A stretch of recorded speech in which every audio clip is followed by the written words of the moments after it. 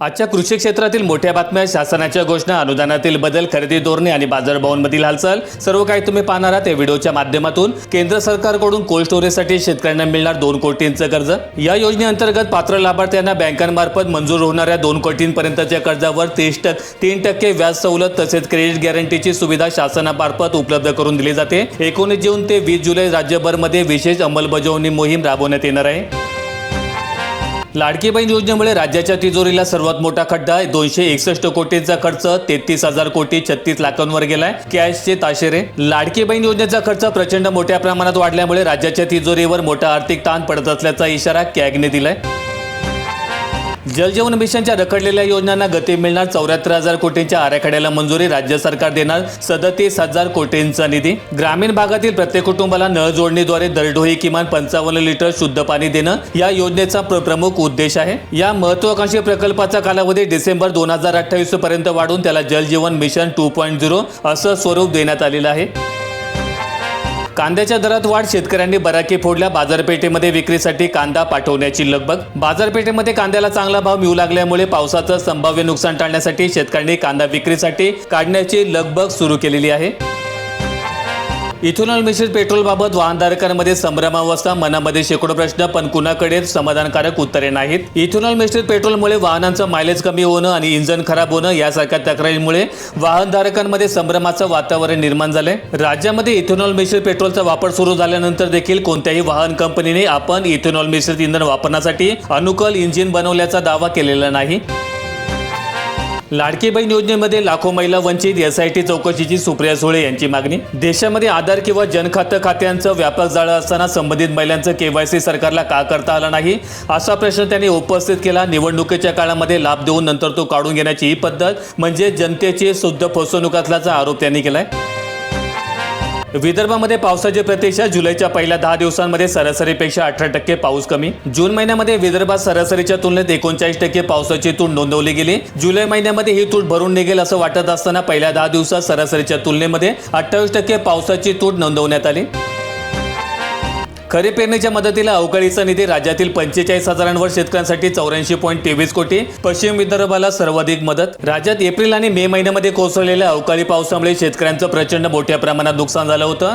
यावर राज्य शासनाने 45,000पेक्षा जास्त शेतकऱ्यांच्या मदतीसाठी 84 कोटी रुपयांच्या निधीला मंजुरी दिली आणि यामध्ये पश्चिम विदर्भामध्ये 68 कोटींचा निधी वितरित केला जाणार आहे। आधीच पावसाची पाठ, त्यात बोगस बियाण्यांचा सुळसुळाट। राज्यातील बळीराजा, आसमानी आणि सुलतानी संकटामध्ये।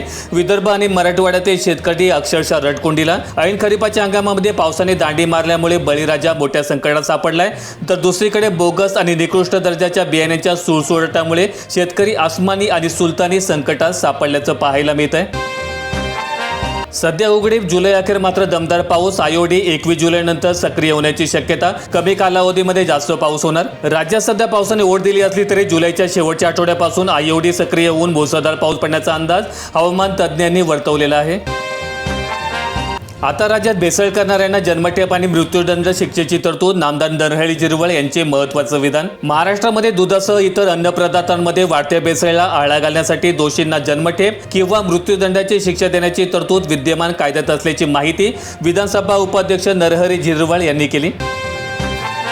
छत्रपती संभाजीनगर जिल्ह्यातील ई फेरफार नोंदी रखडल्या। छत्रपती संभाजीनगर तालुक्यामधील सर्वाधिक 3,330 ई फेरफार नोंदी प्रलंबित। खरेदी विक्री व्यवहारांवर परिणाम। मालमत्ता खरेदी विक्रीच्या व्यवहारानंतर फेरफारीसाठी अर्ज प्राप्त झाल्यानंतर किमान 30 दिवसांच्या आत त्या मालमत्तांचं फेरफार होणं आवश्यक आहे। मात्र जिल्ह्यामध्ये तब्बल 9,765 मालमत्ताच्या संबंधित ई फेरफार नोंदी रखडलेल्या आहेत।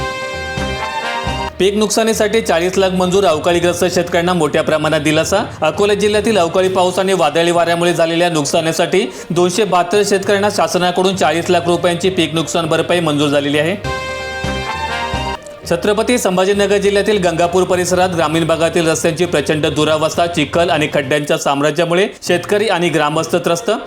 शाळकरी मुले, रुग्ण आणि शेतकऱ्यांचे मरणप्राय हाल। अनेक रस्त्यांना आले तळ्यांचे स्वरूप। संतप्त ग्रामस्थांचा तीव्र आंदोलनाचा इशारा।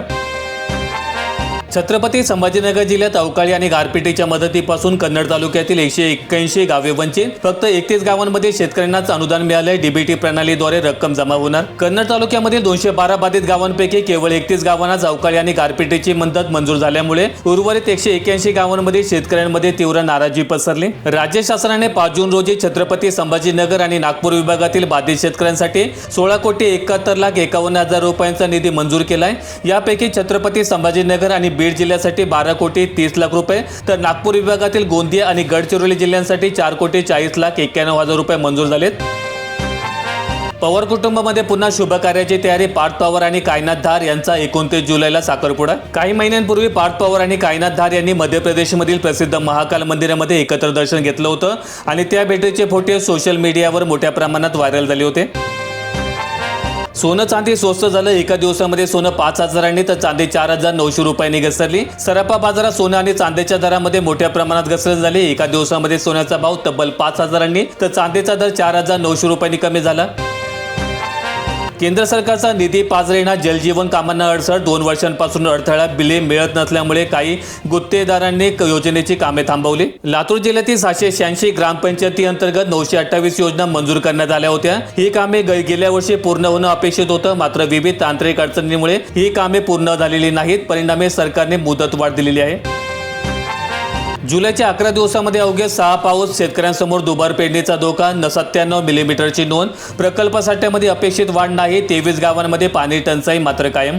जून महिन्यामध्ये पाऊस दमदार हजेरी लावेल अशी अपेक्षा होती, परंतु पावसाने सरासरी देखील ओलांडली नाही. 163.9 मिलीमीटर पाऊस अपेक्षित असताना प्रत्यक्षात 135 मिलीमीटर पाऊस कोसळला. जुलै महिन्यात देखील पावसाने 11 दिवसच केवळ 6 वेळाच हजेरी लावली. नागपूर विभागातील 8.84 लाख शेतकऱ्यांच्या खात्यात 713 कोटी रुपये. नागपूर विभागामध्ये 2025-26 मध्ये अतिवृष्टी, पूरस्थिती आणि अवकाळी पावसामुळे बाधित झालेल्या शेतकऱ्यांना मोठ्या प्रमाणात दिलासा मिळालाय. नांदेड जिल्ह्यामध्ये पावसाची दडी. पुनर्वसूची प्रतीक्षा. शेतकऱ्यांची चिंता वाढली. 16 तालुक्यांमध्ये पाऊसच झाला नाही. जिल्हा प्रशासनाच्या अहवालानुसार जिल्ह्यामध्ये आतापर्यंत 171 मिलीमीटर पाऊस झाला असून या कालावधीमध्ये अपेक्षित सरासरी 234 मिलीमीटर पाऊस होता. त्यामुळे अपेक्षित सरासरीच्या तुलनेमध्ये जिल्ह्यात 73% पाऊस झालेला आहे.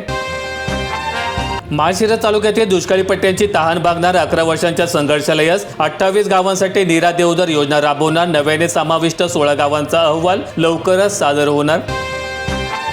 नांदेड जिल्ह्यामध्ये निधी अभावी जलजीवन कोंडी. शेकडो गावे मात्र ताणलेलीच. 1200 कोटींचा आराखडा. 506 कोटी रुपये खर्चून देखील कामे अर्धवट. भर पावसाळ्यामध्ये 14 गावांमध्ये टँकर.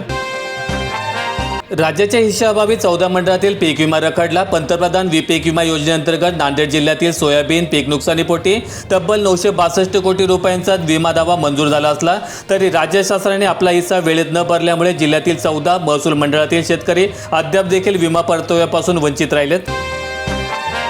राष्ट्रवादी काँग्रेसचे विलिनीकरण नाही. सुप्रिया सुळे यांच्याकडून चर्चेला पूर्णविराम. पक्षात कोणीही नाराज नाही आणि कोणी नाराज असेल तर तो बाहेर येऊन बोलणार नाही असं त्या म्हणाल्या. व्हिडिओ आवडला असेल तर लाईक ठोका, शेअर करा आणि अशा दैनंदिन शेतकरी बातम्या अपडेट्स मिळवण्यासाठी सबस्क्राईब करून बेल आयकॉनचं बटन दाबा.